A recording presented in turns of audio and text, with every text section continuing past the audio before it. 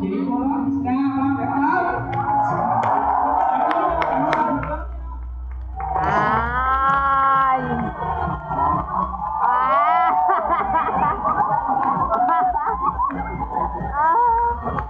Lớn đó con gái không chịu thi.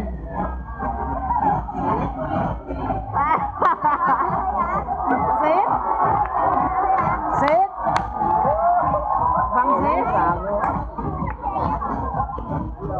vẽ một người nữa đó cho mình.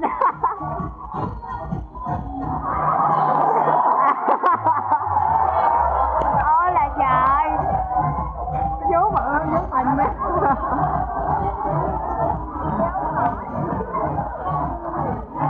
Thiệt á.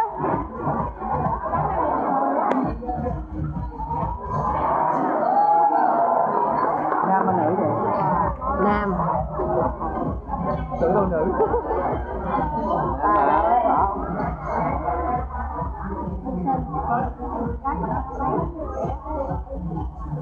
Cái quần nó là quần tây mà. Rồi góp vòng đậu xe rồi.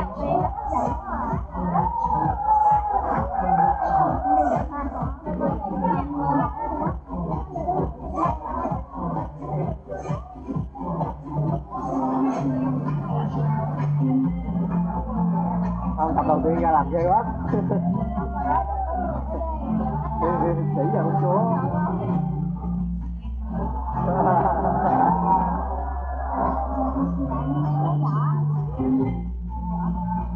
Đập dưới đi chứ đâu múa được ở đó đâu.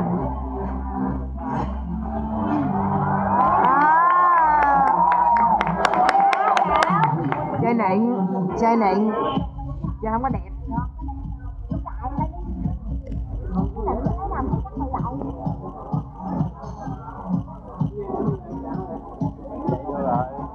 Đúng sinh động chứ bộ. Đầu tiên mới vui. Và tiếp theo xin mời một trình diễn của R415A. Trời ơi.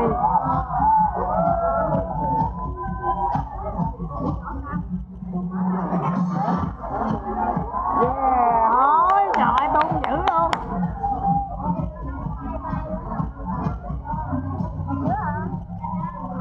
Đó là trang điểm á, trang điểm cho nhỏ đó. Wow. Bông còn nắp chai luôn á. Con bỏ vô vỏ đẹp ra. Mặt nó ung binh quá. Rồi người ta muốn người chặn là không vậy. Trời ơi. Lấy lòng ban giám khảo quá à. Giờ không có đẹp.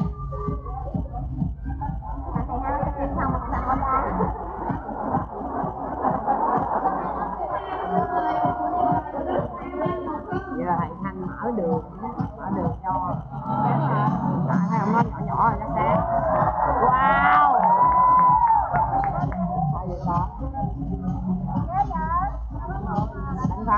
Đánh thắng rồi.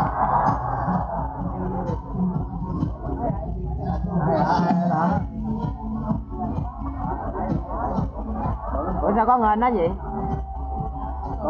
Và tiếp theo xin mời một trình diễn của lớp JHBS26.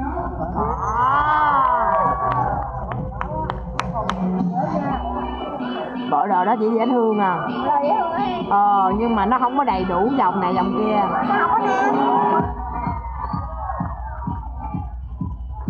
Đó.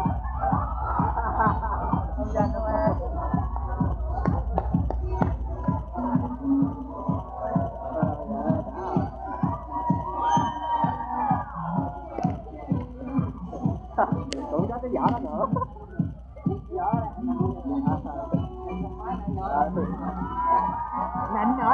Nịnh nữa. Trời ơi, ta nói gọi nịnh nữa mà. Trời, chứ nịnh không à.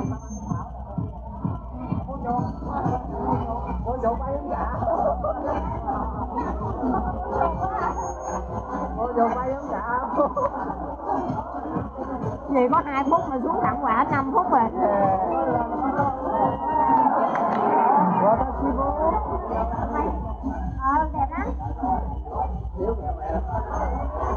thò cái cánh nhỏ.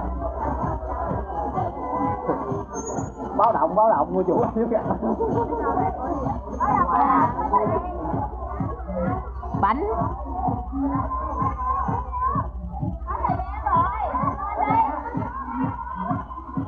Có thời gian rồi. Có sao?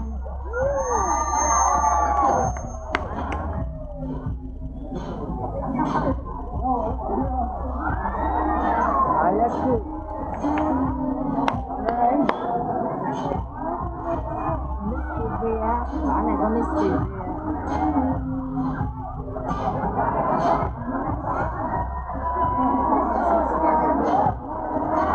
Không hót ai chưa ha, chặn đủ đi.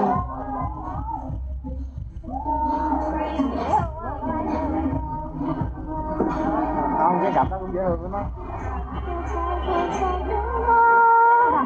Không, cái đầm đen cũng dễ thương lắm. Đó, đầm đen với đầm đen á.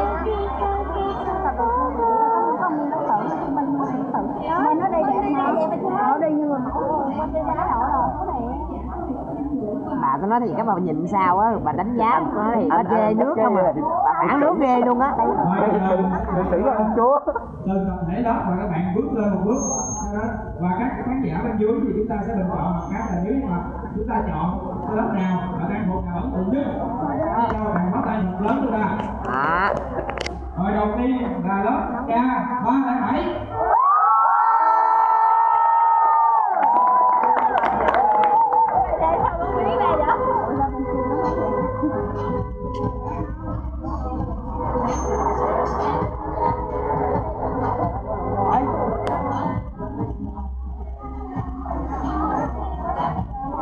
Rồi tiếp theo là lớp K308. Lớp làm con nữa rồi. Lớp mình chết đâu chết đâu vậy. Anh biết nói Tiếp theo là lớp trong hai này đúng không? Trong hai góc rồi. Rồi hết hơn. là số 150.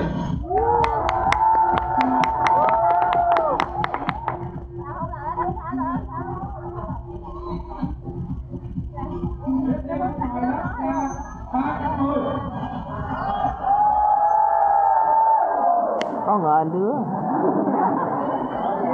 Và cuối cùng là GHTS26.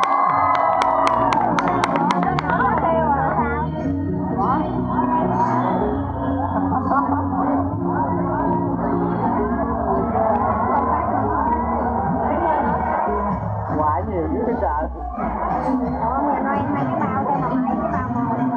Cái này không phải ông già Noel mà là ông già Noel Doraemon.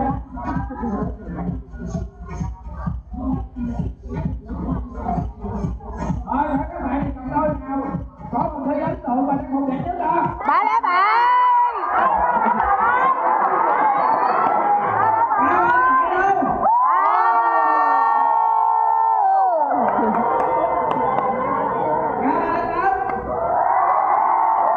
nó đông hơn mày. Ồ, công nhận cái tướng ăn theo ghê luôn á. R450. Cái thứ gì đâu. Tao nói cái màu nó không thích. Không thích nào. K310.